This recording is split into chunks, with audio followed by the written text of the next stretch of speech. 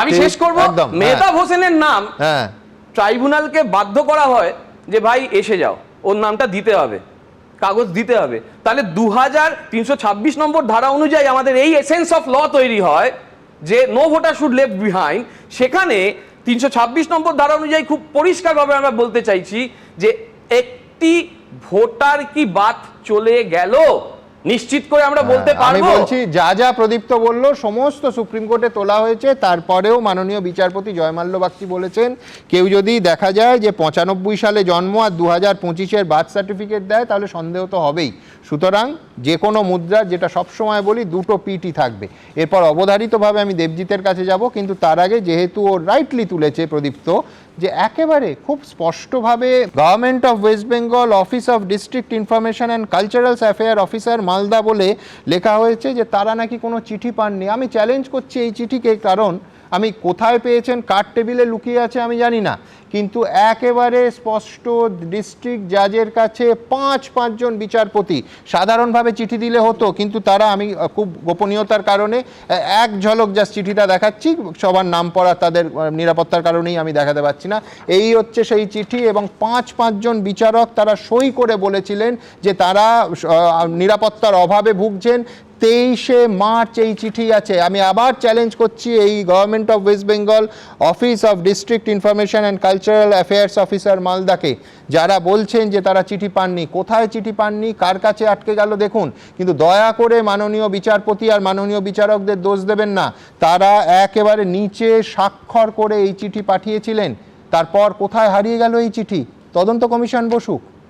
আমি এইখান থেকে আমার পরের প্রতিবেদনে যাব, যে প্রতিবেদন সেই রাতের ঘটনা, যে রাতের ঘটনা কিন্তু অনায়াসে অ্যাভয়েড করা যেত। তার কারণ সুপ্রিম কোর্ট আজকে একেবারে হাটে হাঁড়ি ভেঙে দিয়েছে, বলেছে পূর্ব পরিকল্পিত চক্রান্ত, এবং সেই চক্রান্তের শেকড় অনেক গভীরে। কারা করলো চক্রান্ত? এনআইএ পারবে বের করতে নাকি? প্রদীপ্ত শেষ চ্যালেঞ্জটাও আমি একদম একমত। কিছুদিন পরেই, হয়তো ভোটের পরেই দেখা যাবে কোথায় এনআইএ, কোথায় তদন্ত, কোথায় চার্জশিট, কেউ কোথাও নেই। আবার হয়তো 5 বছর পরে তারা জেগে উঠবে। এই তো আমাদের অভিজ্ঞতা বলে। পরের প্রতিবেদন। সকালে বিডিও অফিসের সামনে নির্বিষ জমায়েত দিয়ে শুরু, তারপর বিডিও অফিসের ভেতরে ঢুকে পড়া। সাইড থেকেও ঢোকার চেষ্টা করছে। গেটটা না থাকলে।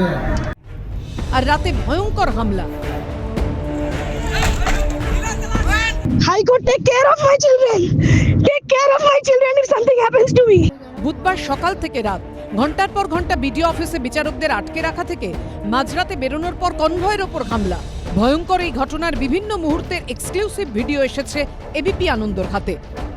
বুধবার এমনই ছিল মালদার মোথাবাড়ির ছবিটা। সেদিন সকাল থেকেই বিক্ষোভকারীরা জড়ো হতে শুরু করে কালিয়াচক 2 নম্বর বিডিও অফিসে। প্রথমে মহিলারা গেটের সামনে জড়ো হন, পরে আসেন পুরুষরা।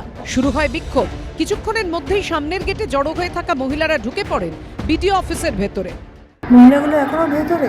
ওরা তো ভেতরে এসে তখন ঢুকেছে ম্যাডাম, তারপর বেরাবে কি করে? গেট তো খুলতে পারেনি, গেট খুললে তো মুশকিল আছে।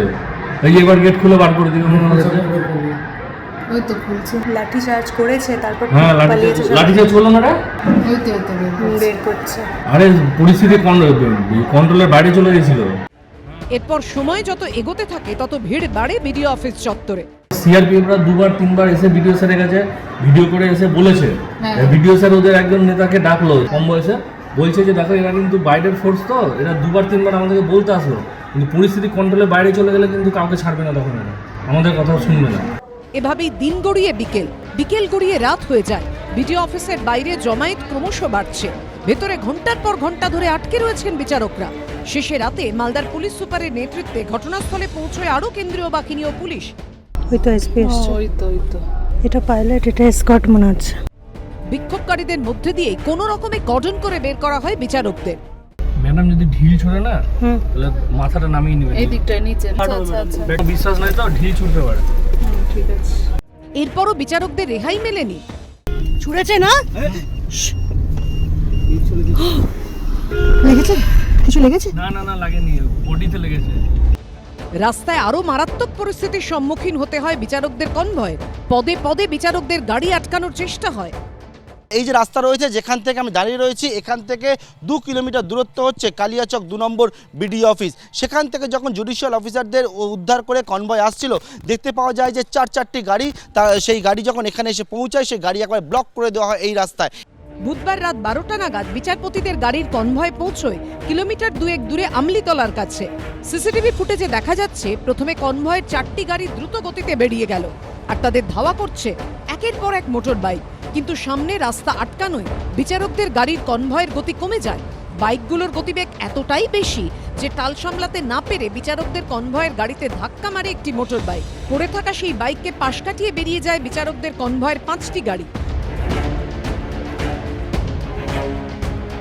মোটরবাইক ঘিরে বিক্ষোভকারীদের জটলা তৈরি হয়ে যায়, আর ঠিক তখনই তার সামনে এসে পড়ে পাইলট কারবিহীন বিচারকের আরও একটি গাড়ি।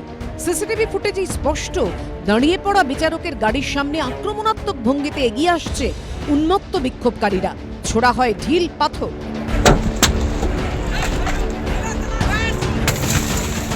আরও 2টি গাড়ি আসে, যার মধ্যে একটি গাড়িতে হচ্ছে নীলবাতি লাগানো রয়েছে। সেই গাড়ি সামনের যে পরিস্থিতি, ভয়ঙ্কর পরিস্থিতি, সেটা দেখে কোনো রকমে সেই গাড়ি ঘুরিয়ে নেয়, এবং ঘুরিয়ে যখন নেওয়ার চেষ্টা করে সেই গাড়ির পেছনে কিন্তু ধাওয়া করা হয়। দেখতে পাওয়া যাচ্ছে উন্মুক্ত জনতা যা তাণ্ডব করছিল, তাদের কারোর হাতে লাঠি রয়েছে, বাঁশ রয়েছে, হাতে ইট রয়েছে, সেটা নিয়ে ওই গাড়িতে হামলা করতে থাকে।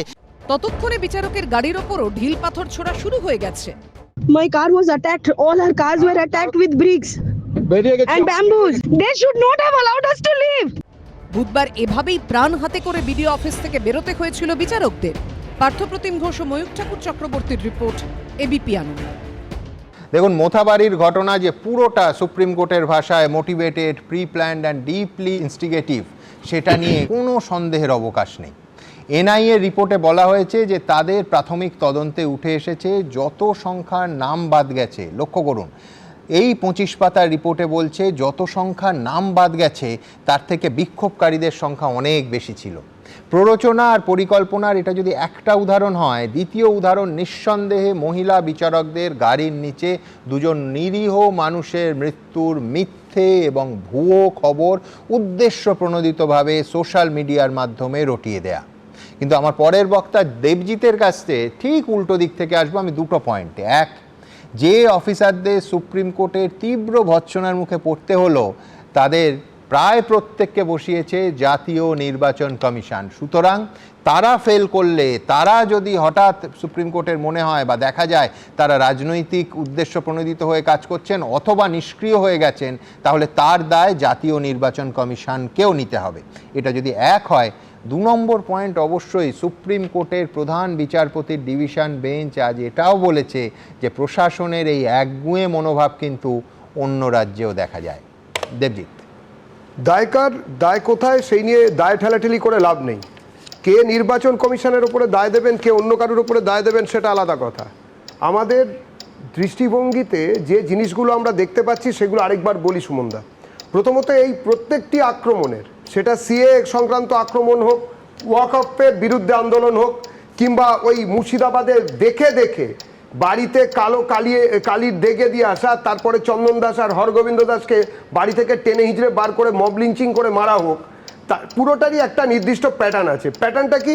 প্রথমে জাতীয় পতাকা নিয়ে কিছু ছেলে আসবে, তাদের সামনে একগাদা মহিলা দাঁড়িয়ে থাকবেন এবং তাদের পেছনে পাথর ছোঁড়ার জন্য এবং অন্যান্য অস্ত্রশস্ত্র নিয়ে কিছু মানুষ দাঁড়িয়ে থাকবেন, এবং আস্তে আস্তে জনতার সংখ্যা বাড়তে থাকবে, আক্রমণ চলতে থাকবে। এই পরিস্থিতিটা এমনি এমনি তৈরি হয়নি। এবং কিন্তু তার আগে দেবজি, তোমাকেও মানতে হবে, তুমি যদি ইউটিউবে গিয়ে বৃহস্পতিবার এই আলোচনা দেখো, একেবারে স্পেসিফিক্যালি এই প্যাটার্নটা কোথায় কোথায় হয়েছে, কখনো সিএ এর ক্ষেত্রে, কখনো ওয়াকফ বিলের ক্ষেত্রে আমি দেখিয়েছি। কিন্তু তার সঙ্গে এটা একটা ফান্ডামেন্টাল তফাৎ আছে। এখন নির্বাচন কমিশন এই নির্বাচনের দায়িত্বে এবং তাদের অফিসাররা শীর্ষ পদে বসে আছেন, এটা কোনো তফাৎ নয় বলছো? দাদা, সাউথ সুদানে যদি এই মুহূর্তে ভোট হয় আর সেখানে যদি ভারতের নির্বাচন কমিশন এই এত সৈন্য সামন্ত নিয়ে যান, বা অন্য কোথাও যদি সিরিয়ায় যদি ভোট হয়, তাহলে একই রকম ভাবে ফল দেবে। তার কারণ হচ্ছে, বলেছিলেন না, সেই এলাকাগুলো, জেলাগুলো দেখান যেখানে কিনা 300% বেশি জনঘনত্বের জনবিন্যাসের পরিবর্তন হয়ে গেছে, যেখানে কিনা দাঁড়িয়ে থেকে বিধায়করা বারবার বলেছেন যে আমরা 70%, ওরা 30% কেটে ভাগীরথীর জলে ভাসিয়ে দেবো, কেউ কোনো কিছু করেননি।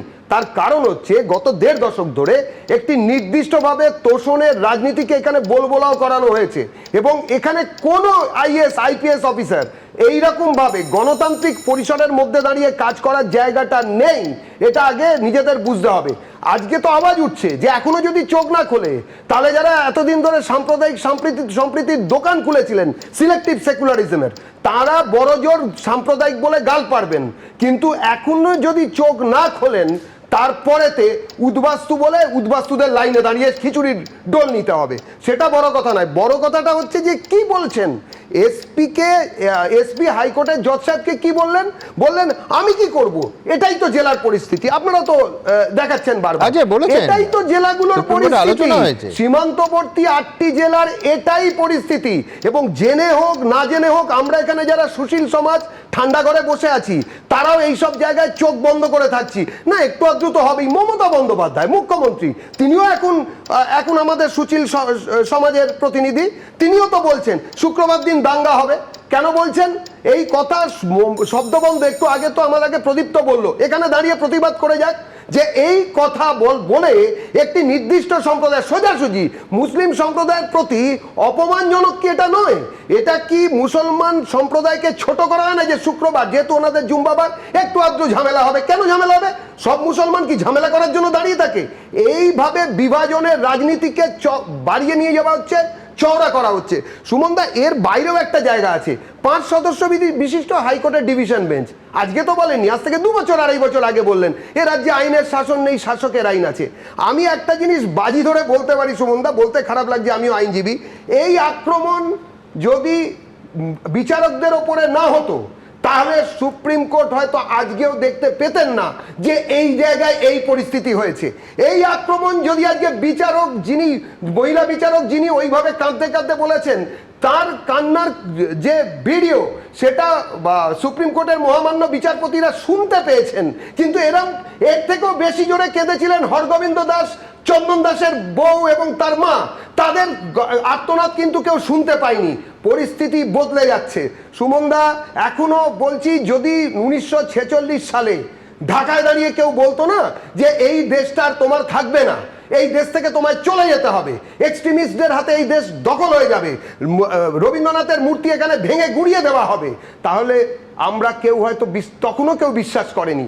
আজকেও এখানে দাঁড়িয়ে একই পরিস্থিতি আছে। আমি কোনো রাজনৈতিক প্রপাগান্ডা করছি না, আমি কোনো সাম্প্রদায়িকতার কথা বলছি না, আমি শুধু একটা কোদালকে কোদাল করা বলে ডাকছি, যেখানে বহুত্ববাদের সঙ্গে থাকা লোকেরা, যারা বহুত্ববাদের সঙ্গে আছেন, যারা বহুত্ববাদকে সম্মান করেন, যারা এই যে হামলা বিচারকদের ওপরে, সেটা ভারত রাষ্ট্রের বিরুদ্ধে হাঙ্গামা হিসেবে দেখছেন, তার রাষ্ট্রের বিরুদ্ধে যুদ্ধ হিসেবে যারা এখনো দেখছেন না, যারা সংবিধানের বিরুদ্ধে ষড়যন্ত্র হিসেবে এখনো দেখবে না, তাদেরকে বোঝা যাবে যে তারাই কিন্তু রাষ্ট্রবিরোধী শক্তি। আমি শুধু একটা ছবি দেখাবো, তারপরে ওনারা উত্তর দিন। আমি জানি এই ছবিটা দেখান তো, এই যে কে মোফাক্কেরুল, এই নিয়ে এতক্ষণ ধরে তো কথা হলো। মোফাক্কেরুল আমি আলাদা করে আসবো, আমারও হাতে কিছু ছবি আছে, কিন্তু তার আগে প্রদীপ্তর উত্তর সাউথ সুদান থেকে বাংলাদেশ বললাম, দুটো পয়েন্ট আমার আছে, কিন্তু আগে তো সুদান আর বাংলাদেশ, আর সেখান থেকে পার্টিশন হিস্ট্রি, অর্থাৎ যে কারণে, শেষ করে দিই দাদা, যে কারণে ওখানে সমস্যা হচ্ছে সেই কারণটাকে সামনে এনে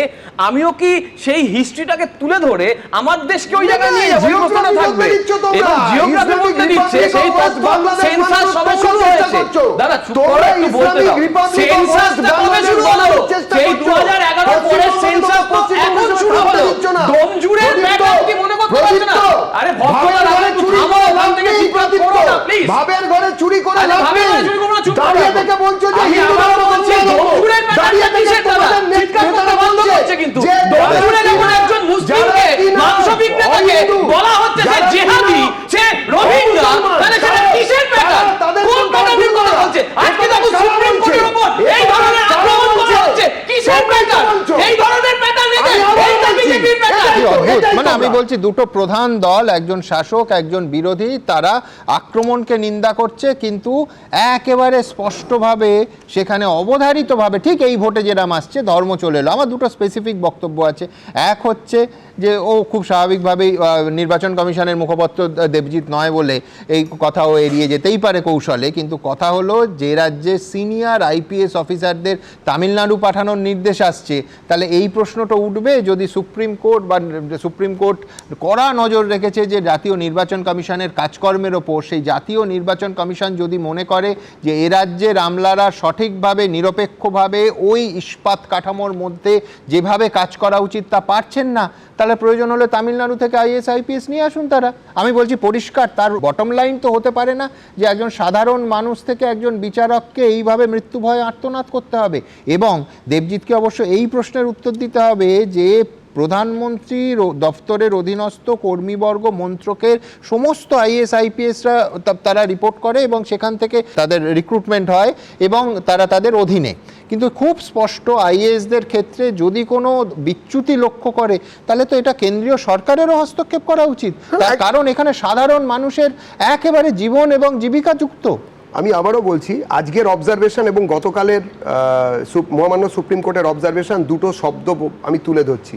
প্রথম অবজারভেশনে ওনারা বললেন এটা তো পোলারাইজড, প্রচণ্ডভাবে পোলারাইজড এই স্টেট, আর আজকে বলেছেন প্যাম্পার্ড। এক জায়গায় বলেছেন আপনারা তো প্যাম্পারিং করছেন, কার কিসের জন্য কিন্তু আইপিএসরা কেন্দ্রীয় স্বরাষ্ট্র মন্ত্রকের অধীন, আইএএসরা প্রধানমন্ত্রীর অধীনস্থ মানে কর্মীবর্গ মন্ত্রকের অধীন। আমি বলছি সেইখানে সেই দায়, এটা তো একদিনের ব্যাপার নয়, এর আগে চোখ বন্ধ করেছিল। আজ ভোট না এলে কেউ জানতে পারতো না যে কতটা রাজনৈতিকভাবে পক্ষপাতদুষ্ট আমাদের আমলাতন্ত্র। আজকে কেন জানবে? সিএ আন্দোলনের সময় দেখা যায়নি উড়ন্ত আমি বলছি তোমার দলের অন্যতম, এক সেকেন্ড, সর্বোচ্চ নেতা জেপি নাড্ডার কনভয় অ্যাটাক হলো, 3 জন অফিসারকে ডেকে পাঠানো হলো, তারপর সেই সার্কুলার উইথড্র কি করে হলো? এ তো রহস্য। ব্যোমকেশ বা ফেলুদাও তার সমাধান করতে পারবে না, কেউ জানে না। প্রদীপ্তরও উত্তর নেই, তোমারও উত্তর নেই, কিন্তু জিনিসটা হয়েছে সেই না সেই সার্কুলারটা উইথড্র হয়েছিল তো নাড্ডার ঘটনায়। আমি আবারও বলছি, আলাপন বন্দ্যোপাধ্যায় বা এরকম ক্ষেত্রে যে জিনিসপত্রগুলো এখানে হয়েছে ঠিক তার জন্য ওটাকে জাস্টিফাই করতে হবে এরকম আমি জায়গায় যাচ্ছি না। কিন্তু বহু জায়গার ঘটনায় যখন আইএস এরকম আক্রমণ করা হলো, সেটাও রাজনৈতিক উদ্দেশ্যের উপরে সবকিছু হলো। তোমাকে সাজা দিয়েছো, আরে আমাদের সাজার জায়গাটা আছে, যে তোমাদের তো ওই যে কেন্দ্রীয় সরকার থেকে যে আর্জিকর মামলায় ওকে তো নতুন করে বেহালায় দায়িত্ব দেওয়া হলো। তার মানে কি আর্জিকর মামলায় যে অভিজিৎ বাবুকে সাজা দেওয়া হয়েছিল তিনি কি মুক্ত হয়ে গেলেন? তাকে কি করে দায়িত্ব দেওয়া হলো? ইলেকশন কমিশন তাকে কি করে দায়িত্ব দিল? সেই অভিজিৎ বাবুকে, সেই অভিজিৎ বাবু মুক্ত হবে না? মানে সেই অভিজিৎ বাবুর দায়িত্ব তাহলে ইলেকশন কমিশন নিল কেন? আমার পরের বক্তার কাছে যাব, কারণ বারবার একজনের ভূমিকা সেখানে উঠে আসছে। কিন্তু আমার পরের প্রতিবেদন আপনাদের যে দেখাবো, স্টুডিওতে যেটা দেখছেন সেটা হচ্ছে একেবারে মোথাবাড়ি নিয়ে সরাসরি অভিযোগ পাল্টা অভিযোগ। মুখ্যমন্ত্রী এবং প্রধানমন্ত্রী এই সর্বোচ্চ রাজনৈতিক শীর্ষ সর্বোচ্চ স্তরের এই চাপানুতর কিন্তু চলছে। দ্রুত একবার দেখিয়ে দেবো, তারপর পরের বক্তার কাছে যাব। जब न्याय का शिकंजा कसता है तो संवैधानिक संस्थाओं का गला घोंटने का काम करती है। মোদাবাড়ির ঘটনা উল্লেখ করলেন, আর যে প্রথম ধরল তাকে দিল্লির পুলিশ নয়, আমাদের সিআইডি, তাকে আপনি তামিলনাড়ুতে পাঠিয়ে দিলেন কারণ পাছে বিজেপির লোক ধরা পড়ে। মোথাবাড়িতে বিচারকদের সঙ্গে যা হয়েছে তা নজিরবিহীন। এই পরিস্থিতিতে প্রশাসনের পদস্থ কর্তাদের ভর্ৎসনা করল সুপ্রিম কোর্ট। মোথাবাড়ির ঘটনা নিয়ে রাজনৈতিক পারদ তুঙ্গে। मालदा में जो हुआ वो केवल टीएमसी की उद्दंडता ही नहीं थी, ये इस निर्मम सरकार का प्रायोजित महाजंगल राज है, महाजंगल राज है। और अब तो हालात इतने खराब हो चुके हैं कि देश की सर्वोच्च अदालत सुप्रीम कोर्ट को भी दखल देना पड़ रहा है। हर कोई देख रहा है कि टीएमसी बंगाल में कानून व्यवस्था का जनाजा निकालने पर तुली है। অন্যবারের যে নির্বাচন দেখেছেন এবারের নির্বাচন থেকে অনেকটাই আলাদা। কেন আলাদা? অন্যবারে বিজেপির বদমাইশি থাকলেও এবারে যে বদমাইশিটা করছে, যে শয়তানিটা করছে, যে অত্যাচার করছে, যে দুষ্টুমিটা করছে, এটা কিন্তু আমরা কখনো দেখিনি। মোথাবাড়ি থেকে কেন্দ্রীয় বাহিনীর ভূমিকা, দেশের প্রশাসনিক প্রধানের সঙ্গে রাজ্যের প্রশাসনিক প্রধানের বাকযুদ্ধ তুঙ্গে, কারণ লড়াইটা ক্ষমতা দখলের। आपने 2-3 दिन पहले ही देखा है, पूरे देश ने देखा है, देश के न्यायप्रिय नागरिक चौंक गए। कैसे मालदा में न्यायिक अधिकारियों को बंधक बनाकर रखा गया। सोचिए ये कैसी सरकार है, ये कैसी व्यवस्था है जहां जज और संविधान की प्रक्रिया भी सुरक्षित नहीं है, तो बंगाल की आम जनता की सुरक्षा की उम्मीद इन लोगों से कैसे की जाए? যত বাইরে থেকে ফোর্স নিয়ে আসছে তারা যদি গটগট করে যায়, কটমট করে তাকাবেন, কিছু বলবেন না। কিন্তু সাধারণ মানুষের ঘরে খিলের ঝাড়ু আছে, না থাকলেও একটা করে কিনে রাখুন। আপনাকে গ্রাম থেকে বেরোতে বাধা দিলেই, ভোট দিতে বাধা দিলেই আপনারা ওদিন রাস্তাটা পরিষ্কার করবেন। রাস্তাটা পরিষ্কার করতে করতে ভোটের বাক্সে পৌঁছে যাবেন। ভোটের লড়াইয়ের আগে কথার লড়াই, দুই লড়াইয়ের নিটফল কি হলো বোঝা যাবে 4 মে। এবিপি আনন্দ। দেখুন, বাংলা একটা প্রবাদ আছে, যার জন্য চুরি করি সেই বলে চোর। অনেকে, বিশেষ করে এই যাকে নিয়ে এত কথা, তার ঘনিষ্ঠরা কটাক্ষ করে বলছেন যে এই গ্রেফতার হওয়া মোফাক্কারুল ইসলামের অবস্থা অনেকটা এখন সেই রকম। কারণ মালদার অশান্তির ঘটনায় শুক্রবার বাগডোগরা বিমানবন্দর থেকে এনাকে গ্রেফতার করে সিআইডি। সেই প্রসঙ্গে মুখ্যমন্ত্রী সম্পূর্ণ কৃতিত্ব নিয়েছিলেন। কি বলেছিলেন মমতা বন্দ্যোপাধ্যায় দেখুন। মালদার যে ঘটনা করা হয়েছিল, যাদের অ্যাটাক করা হয়েছিল, যে করেছে তাকে হাতে নাতে ধরেছে জানেন? আমাদের সিআইডি, অর্থাৎ লোকাল পুলিশ নয়। বাগডোগরা দিয়ে পালাচ্ছিল। আইএসএফ ওদের সাথে, কংগ্রেসেরও উস্কানি আছে আর বিজেপিরও উস্কানি আছে। দেখুন, এটা একেবারে ফ্যাক্ট যে এই মোফাক্কারুল ইসলাম 2021-এর বিধানসভা ভোটে ইটাহার থেকে মিমের হয়ে নির্বাচন লড়েছিলেন। আর তাই মোথাবাড়ির ঘটনায় ঘুরিয়ে বিজেপির সঙ্গে মিমের আঁতাতের অভিযোগ করেছিলেন মমতা বন্দ্যোপাধ্যায়। কিন্তু দেখুন, 2016 সালের বিধানসভা ভোটের প্রচারে এই ব্যক্তিকেই দেখা গেছিল তৃণমূল প্রার্থী আব্দুল গনির প্রচারে। এবিপি আনন্দের আর্কাইভে মমতা বন্দ্যোপাধ্যায়ের সঙ্গে মঞ্চে থাকা এই মোফাক্কারুল ইসলামের ছবি আমাদের লাইব্রেরিতেও আছে, একাধিক আছে। দেখুন। আজকে বাংলা যা হবে, আগামীকাল ভারতবর্ষ তাই হবে। আজকে সর্বশের উন্নয়নের সর্বোচ্চের মধ্যে দিয়ে, তাই এই উন্নয়নের পক্ষে রাজি আমার অগণিত মা ভাই বোনেরা। কিন্তু এখানে বলতেই হবে যে বুধবার মানে অশান্তির দিন প্রশাসনের টুল হিসেবেই কাজ করতে দেখা গেছে এই ইউটিউবার আইনজীবীকে। কখনো অতিরিক্ত জেলাশাসক, কখনো অতিরিক্ত পুলিশ সুপারের পাশে দাঁড়িয়ে তিনি বিক্ষোভ সামাল দিয়েছেন, কখনো আবার এডিএম এর ভূয়সী প্রশংসা করেছেন। আমি দ্রুত একবার সেই ক্লিপটা, সেই দিন একেবারে বুধবারের ক্লিপ আপনাদের সামনে এই জায়গায় রাখবো। দেখুন। ডিএম সাহেবকে দিচ্ছি, ওনারা কি বলছে, তোরা যা বলবে আমি তোর দিকে, আমি ডিএম এসপি দিকে লই, আমি তোর দিকে ভিতরে যে চা খাইনি চেপেছি। সারাদিন এ তোর পায়ে নেওয়ালে রাস্তা প্রকল্প করে আসি, তো লাভ কি হচ্ছে না? ডিএম সাহেব এসছে আর এই এসপি সাহেব এসে কি বলছে আগে স্পিনারে, তোরা যেটা করবি সেটা হবে। ডিএম সাহেব খুব ভালো মানুষ, এই লোকটাকে ভালো করে জানা না। গোটা ভারতবর্ষের খুব কম বয়সী সুন্দর একজন আইএস ডিএম এডিএম সাহেব আপনাদের কাছে আছে, এইরকমই দরকার আছে। একদম চন্দ্রনগর দেখতে পাচ্ছি না কত চকচকে হয়েছে?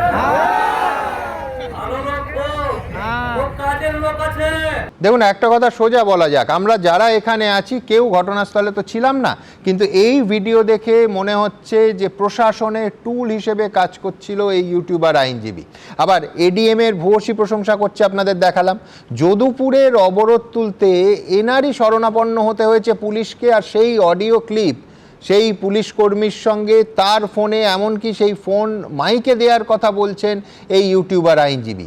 সেখানেও কিন্তু প্রশাসনের টুল হিসেবে ব্যবহার করা হচ্ছে, অথবা প্রশাসনের টুল হিসেবে কাজ করছেন এই আইনজীবী বলে মনে হচ্ছে। আবার বলছি, ঘটনাস্থলে আমরা কেউ ছিলাম না, সুতরাং ফাইনাল কল নেয়ার কারুর ক্ষমতা নেই, কিন্তু অডিও টেপ এবং এই ভিডিও ফুটেজ তাই মনে হচ্ছে। অডিও টেপটা একবার দেখিনি।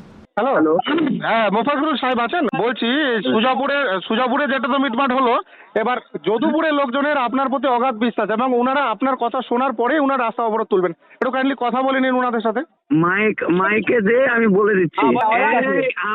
আমি মোফাক্কেরুল ইসলাম বলছি, আপনার লিখিত কিতাবে ডিএমএসপির সাথে কথা হয়েছে, 4 দিনের মধ্যে ওনারা যদি সব ঠিকঠাক না করে তাহলে আবার হবে। তোমরা এখন ছেড়ে দাও, কারণ ওইখানে আমরা লিখিত পড়া করে নিয়েছি। এবার বারবার সবাইকে কেন দিবে? আমরা বলছি মানেই তো হলো রে বাবা। হ্যাঁ, ছেড়ে দাও। এখানেই প্রশ্ন উঠছে যে মোফাক্কারুল ইসলামী কি সত্যি সত্যি মূল চক্রী, নাকি নেপথ্যে অন্য কারুর মস্তিষ্ক রয়েছে, নাকি কাউকে আড়াল করতে শিখণ্ডী করা হচ্ছে ইউটিউবার আইনজীবীকে? আজ অবশ্য সুপ্রিম কোর্ট একেবারে স্পষ্ট নির্দেশ দিয়েছে যে মোথাবাড়ি কাণ্ডে গ্রেফতার হওয়া ব্যক্তিদের অবিলম্বে বিচার বিভাগীয় হেফাজতে পাঠাতে হবে রাজ্য পুলিশকে।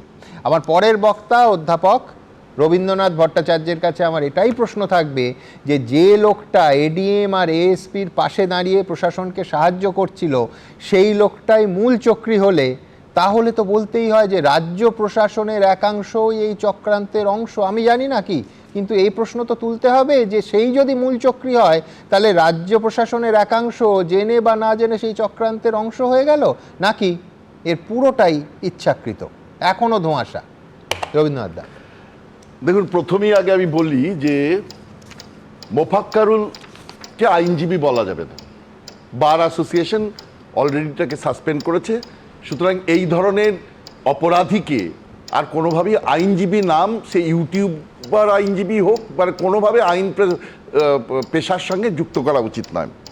কিন্তু এই মোফাক্কারুল কে? আচ্ছা, একটু আগেই তো দেখলেন মুখ্যমন্ত্রী মঞ্চে আমাকে উঠতে দেবে, পুলিশ উঠতে দেবে না, তৃণমূলের প্রদীপ্ত যদি থাকে প্রদীপ্ত উঠতে দেবে না তো, পুলিশ তো ধরে নিয়ে গিয়ে জেলে পুরে দেবে। তাহলে সে আসছে, মুখ্যমন্ত্রী তাকে নির্দেশ দিচ্ছে, গদগদ হয়ে কথা বলে তার পিছনে বসছে, তার সঙ্গে সম্পর্ক নেই। সিএ এনআরসিতে অভিযান যখন তৃণমূল করছিল তখন তার সঙ্গে তো যুক্ত ছিল, এই দুর্বৃত্ত যুক্ত ছিল। সুতরাং আমরা এই তো এডিএম এএসপি এদের সঙ্গে কথা বলছে, কিভাবে জট ছাড়ানো যায় এসব নিয়ে কথা বলছে, তাহলে গোটা বিষয়টার সঙ্গে এইটা পরিষ্কার যে প্রশাসনের সঙ্গে তার ঘনিষ্ঠ, মানে রাজ্য প্রশাসনের সঙ্গে তার ঘনিষ্ঠ যোগাযোগ আছে। তবে আবার এটাও ফ্যাক্ট যে মিমের হয়ে 2021 সালে সে ভোটে দাঁড়িয়েছে, মিমের হয়ে গেল, এখনো মিমেও আছে, তৃণমূলেও আছে, এইরকম একটা অবস্থান, দুটোতেই আছে।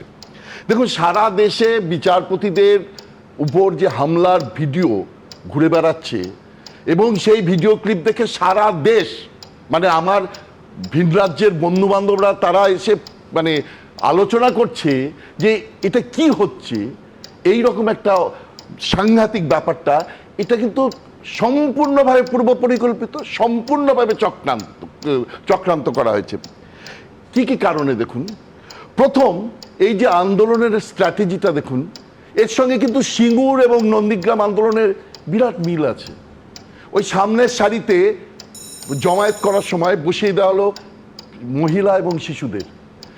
যখন বিচারপতিরা চলে যাচ্ছেন, মানে প্রাণপণে গাড়ি চালিয়ে বেরোবার চেষ্টা করছেন, তখন তাদের গাড়ির সামনে বাঁশ ফেলে দেওয়া হচ্ছে, রাস্তা কেটে রাখা হয়েছে, খবরে প্রচার করে দেওয়া হচ্ছে, মানে সোশ্যাল মিডিয়ায় ফলস বলে দেওয়া হচ্ছে বিচারপতিদের গাড়িতে 2 জন মারা গেছে।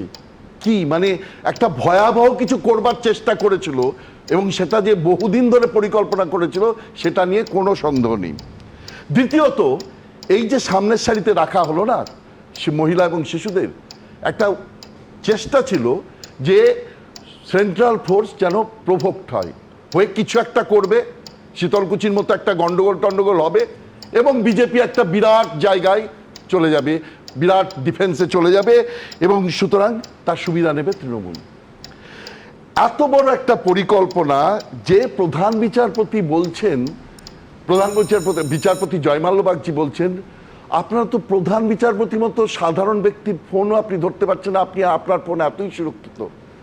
তাহলে ভাবুন, একজন প্রধান বিচারপতি বিচারকদের যারা আমাদের মানে মাথার উপর থাকেন তাদেরকে বাঁচানোর জন্য ফোন করবার চেষ্টা করছেন, চিফ সেক্রেটারি ফোন ধরছেন না। এর থেকে বড় চক্রান্ত আর কিছু হতে পারে? এবং তিনি করছেন না, তার মানে এইটা কেউ একটা বারণ করে দিয়েছে। ফোনটা অফ করে দেওয়া আছে মানে চিফ সেক্রেটারিকে তো কেউ একটা বারণ করে দিয়েছে।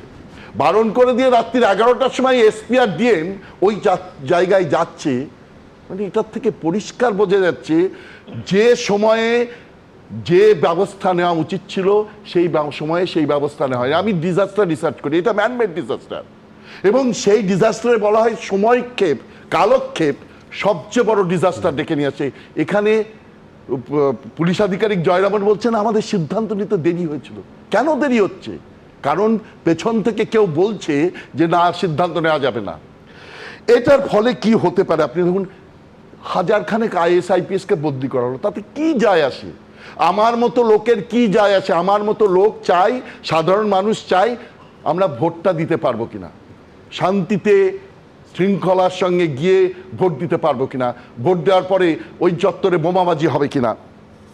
যেভাবে জাতীয় স্তরে বিচার ব্যবস্থার মাথা ব্যথার কারণ এই আইন শৃঙ্খলা, পশ্চিমবঙ্গের আইন শৃঙ্খলা হয়ে দাঁড়িয়েছে, তাতে একটাই কথা বলা যায় যে যে রাজ্যে শাসকের আইন চলে, আইনের শাসন চলে না, সেই রাজ্যে কিন্তু নির্বাচনে কোনো দিন হিংসা বন্ধ হবে না। এবং এইটাই কিন্তু শাসক দল চায়, এটাই চাই। তার জন্যই তারা বিভিন্ন জায়গায় ভয় দেখিয়ে বেড়াচ্ছেন, 4 তারিখের পর দেখে নেব। এটাই হচ্ছে আমাদের দেশের মানে নির্বাচন কমিশন শিখণ্ডী হয়ে দাঁড়িয়ে আছেন, আর আমাদের একটার পর একটা শুনে যেতে হচ্ছে হিংসা, মানে তার হুমকি যে 4 তারিখের পর কি হবে। বিভিন্ন জায়গায় চোখ রাঙানি, রাস্তায় ঘাটে প্রত্যেক দিন বিভিন্ন জায়গায়, মানে বিভিন্ন জায়গায়, আমি আর বলছি না কোন কোন জায়গায় তারা হুমকি দিচ্ছে, সেই হুমকিটা কিন্তু দিয়ে যাচ্ছে। এর ফল কিন্তু সাধারণ মানুষের উপর প্রভাব পড়বে, এবং এইটাই কিন্তু শাসক দল চাইছেন, ভয় দেখিয়ে এখন কোনোভাবে যারা এত উন্নয়ন করেছেন, সারা রাজ্যে উন্নয়নের বন্যা বইয়ে দিয়েছেন।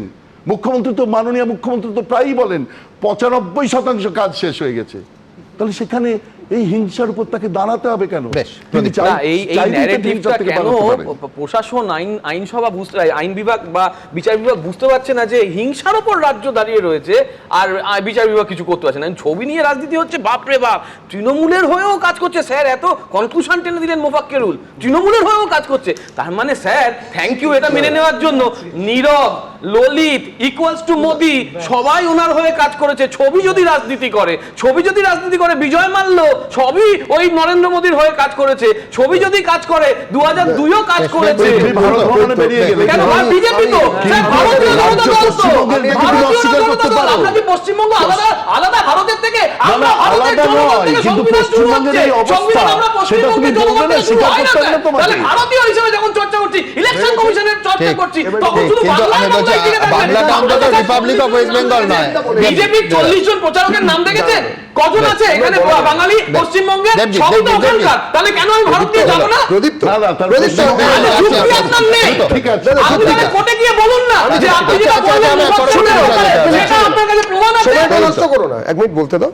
প্রথম কথা হচ্ছে সাউথ 24 পরগনা জেলার, দক্ষিণ 24 পরগনা জেলার একজন ডিস্ট্রিক্ট জাজ র্যাঙ্কের বিচারক, তিনি একটা পক্সো মামলা একটা রায় দিয়েছিলেন, তার জন্য তাকে এবং তার পরিবারকে খুন করে ফেলার হুমকি দেওয়া হয়েছিল 2 বছর আগে।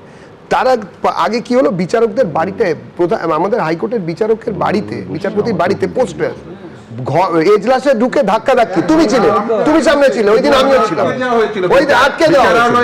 ঢুকতে দেবেন না এই রাজ্যে কি এবং ফোন করে ডেকে আনা হয়েছিল, চেম্বারের নিচে বিচারকের ছবি সেটা মারানো হয়েছে, এই রাজ্যে এটা ঘটেছে। এই গোটা বিষয়টা নিয়ে আপনারা জানেন Facebook, YouTube, x, Insta, thread সমস্ত জায়গায় আমরা কিছু প্রশ্ন রেখেছিলাম। কি বলছেন আপনারা? রাজ্য প্রশাসন ব্যর্থ হলে কি করতে হবে জানি।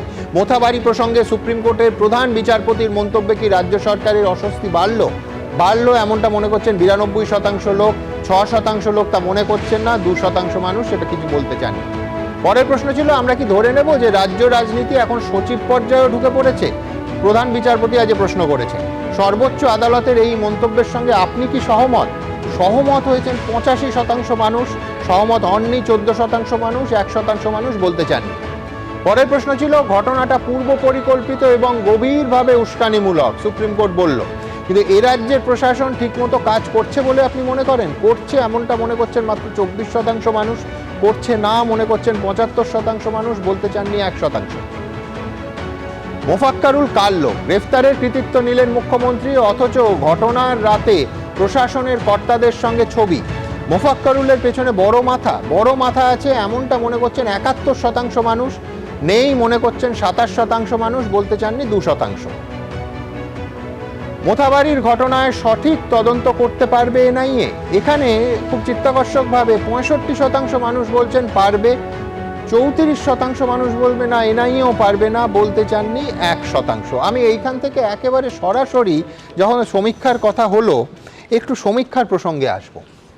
দেখুন, সেই 2005 সাল থেকে আমি এবিপি আনন্দে প্রত্যেকটা নির্বাচনে ওপিনিয়ন পোল বা এক্সিট পোল আপনাদের সামনে রাখি, যাবতীয় তথ্য। আমার আজ বলতে কোনো দ্বিধা নেই, এই সমস্ত সমীক্ষার অ্যাকিউরেসি কিন্তু ক্রমশ কমছে, যার ফলে গোটা দেশেই ওপিনিয়ন পোল বা এক্সিট পোলের বিশ্বাসযোগ্যতা নিয়ে আবার আরও সিরিয়াস প্রশ্ন উঠে যাচ্ছে। এবং আমাদের 21 বছর ধরে এই তথ্য ঘাঁটার অভিজ্ঞতা থেকে বলতে পারি, তার কারণ শুধু সমীক্ষার ওই স্যাম্পল সাইজ ছোট হওয়া বা বড় হওয়া নয়, ইদানিং এর বড় কারণ হচ্ছে এই চ্যাটবট ধরনের নানা রকম এআই সফটওয়্যারের ব্যবহার। দেখুন, ফিল্ড সার্ভে যত কমবে এবং মোবাইল বা এআই সফটওয়্যারের ব্যবহার যত বাড়বে, বাস্তবের সঙ্গে সমীক্ষার ফারাক তত বাড়বে, এবং আমার ব্যক্তিগত ধারণা এখন ঠিক সেটাই হচ্ছে। তাই সমীক্ষা না মেলার সম্ভাবনা সেই কারণে ক্রমশ বাড়ছে। তবে দেখুন, প্রতিবারের মতো এবারও ভোটারদের মন বুঝতে ভোটের আগেই বিভিন্ন সমীক্ষক সংস্থা নানা সমীক্ষা চালিয়েছে। এর একটির সঙ্গেও এবিপি আনন্দের কোনো সম্পর্ক নেই, আমরা কোনো সমীক্ষা কমিশন করিনি। সুতরাং বিভিন্ন সোশ্যাল মিডিয়ায় যা চলছে এবিপি আনন্দের সমীক্ষা বলে, একেবারে ফেক নিউজ, সম্পূর্ণ মিথ্যে। যেমন আজকে দুটো সমীক্ষক সংস্থা তাদের সমীক্ষা রিপোর্ট সামনে এসেছে। ম্যাট্রিক্সের সমীক্ষা অনুযায়ী তৃণমূল এই ভোটে পেতে পারে 140 থেকে 160টা আসন, বিজেপি 130 থেকে 150টা আসন পেতে পারে, আর অন্যান্য দল পেতে পারে 8 থেকে 16টা আসন। আর আরেকটি সংস্থা চাণক্য স্ট্র্যাটেজিস্টে তাদের সমীক্ষা অনুযায়ী তৃণমূল পেতে পারে 155 থেকে 165টা আসন, বিজেপি পেতে পারে 110 থেকে 115টা আসন, আর অন্য দলগুলো পেতে পারে 9 থেকে 14টা আসন। আমি এইখানে একটা প্রতিবেদন আপনাদের সামনে রাখছি, দেখুন। রাজ্যের সিংহাসনে বসবে কে? পশ্চিমবঙ্গের ক্ষমতা কার হাতে যাবে? কি ভাবছেন ভোটাররা তা জানা যাবে 4 মে। কিন্তু তার আগে রেজাল্টের আভাস পেতে সমীক্ষা চালাচ্ছে বিভিন্ন সমীক্ষক সংস্থা।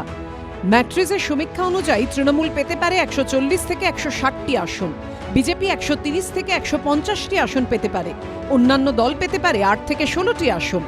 অর্থাৎ এই সমীক্ষা অনুযায়ী দুই পক্ষের মধ্যে কড়া টক্করের সম্ভাবনা। এমনটাও হতে পারে যে কোনো দলই নিরঙ্কুশ সংখ্যাগরিষ্ঠতা পেল না। পশ্চিমবঙ্গে বিধানসভার আসন সংখ্যা 294, ম্যাজিক ফিগার 148। ম্যাট্রিক্সের সমীক্ষা অনুযায়ী তৃণমূল 43%, বিজেপি 41% ও অন্যান্যরা 16% ভোট পেতে পারে। অর্থাৎ কড়া লড়াইয়ের জোরালো সম্ভাবনা। প্রচার এখন মধ্য গগনে, চূড়ান্ত ব্যস্ত তৃণমূল বিজেপি থেকে বাম কংগ্রেসের প্রার্থীরা। কেউ জনসভা করছেন, কেউ র্যালি, কেউ আবার ভোটারদের বাড়ি বাড়ি পৌঁছে যাচ্ছেন। এই পরিস্থিতিতে ভোটারদের মন বোঝার চেষ্টা করেছে সমীক্ষক সংস্থা চাণক্য স্ট্র্যাটেজিসও। তাদের সমীক্ষা অনুযায়ী তৃণমূল পেতে পারে 155 থেকে 165টি আসন, বিজেপি 110 থেকে 115টি আসন পেতে পারে, অন্য দলগুলো পেতে পারে 9 থেকে 14টি আসন। অর্থাৎ বিজেপির থেকে সামান্য এগিয়ে থেকে ম্যাজিক ফিগার পার করে ফের সরকার তৈরি করতে পারে তৃণমূল। এই সমীক্ষা অনুযায়ী তৃণমূল 45 থেকে 47%, বিজেপি 40 থেকে 42% এবং অন্যান্য দল 12 থেকে 16% ভোট পেতে পারে। অর্থাৎ এই সমীক্ষা অনুযায়ীও দু দলের মধ্যে কড়া টক্করের সম্ভাবনা এবং গুরুত্বপূর্ণ ভূমিকা নিতে পারে বাকি দলগুলো। সিপিএম কংগ্রেস কত ভোট পেল, কত আসন পেল, তাও যে এবারের বিধানসভা ভোটে অত্যন্ত গুরুত্বপূর্ণ হতে পারে তা দুটি সমীক্ষা থেকেই উঠে এসেছে। কিন্তু আসল কথা হলো ওপিনিয়ন পোল কখনো ঠিক হয়েছে, আবার কখনো সম্পূর্ণ ভুল। তাই শেষ অবধি কে জিতবে কে হারবে তা জানতে অপেক্ষা করতে হবে 4 মে ফল ঘোষণা পর্যন্ত। এবিপি আনন্দ। দেখুন, আজকাল ভোট প্রচারে বেরোনো প্রার্থীদের দেখে প্রায় 70 বছর আগের মান্নাদের সেই বিখ্যাত গানটা মনে পড়ে যায়, একই অঙ্গে এত রূপ দেখিনি তো আগে। একবার এক বিজেপি নেতাকে দেখছি, তিনি প্রার্থী, একেবারে ভোটারের দাড়ি কামিয়ে দিচ্ছেন। তো তৃণমূল প্রার্থীকে দেখলাম একজন ঘুঁটে দিচ্ছেন, কেউ রুটি বেলছেন, কেউ চপ ভাজছেন, কেউ আবার আস্ত কাতলা মাছ কিংবা মোচা নিয়ে জনসংযোগে বেরিয়ে পড়েছেন, কেউ আবার ভোটারকে, শিশুকে নয়, একেবারে পূর্ণবয়স্ক আস্ত একজন ভোটারকে শটান কোলে তুলে নিলেন। এখন ভোট বড় বালাই, মন পেতে তাই কারুর চেষ্টার কোনো কসুর নেই। এখন আমাদের কথা একটাই, দয়া করে ভোটের পরেও মানুষের পাশে থাকুন, রেজাল্টের পরেই দুম করে ভ্যানিশ হয়ে গিয়ে বেচারা ভোটারদের আবার কেস দেবেন না প্লিজ। দেখুন, কেস দেবেন না প্লিজ।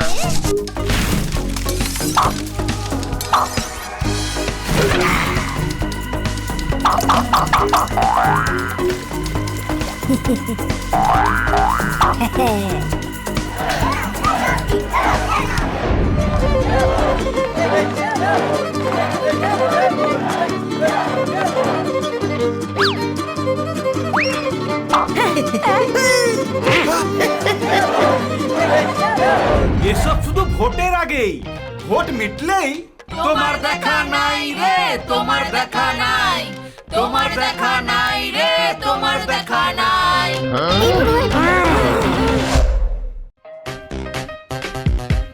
কেস দেবেন না প্লিজ।